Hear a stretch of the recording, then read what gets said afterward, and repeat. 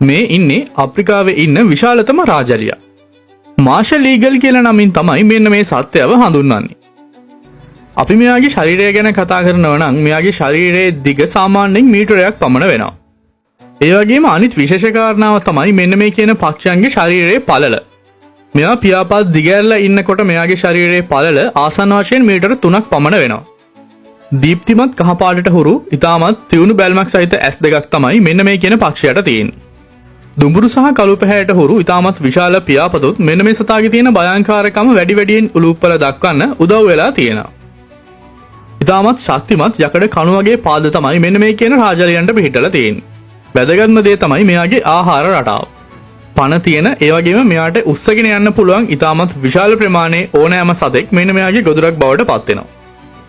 ඒ වගේම මේ ඕවා වීඩියෝ එකකින් දකින්නේ ගැසල් කියන මුව වර්ගයේ මුවෙක්ව මෙන්න මේ රාජලියා විසින් තමන්ගේ ගොදුරක් බවට පත් කරගෙන සිටින ආකාරය. මෙන්න මේ වගේ සතෙක්ට අහු වුණා කියන්නේ ඉතින් මරණය හැරෙන්න කිසිම විදිහකින් බේරීමක් නැහැ.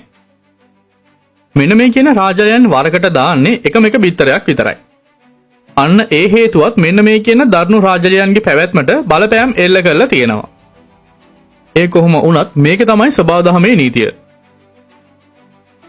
ICUA එහෙම නැත්නම් ලෝක සංරක්ෂණ සංගමය විසින් මෙන්න මේ කියන පක්ෂීන්වත් සංරක්ෂණය කළ යුතු පක්ෂීන් ගොඩට ඇතුළත් කරලා තියෙනවා.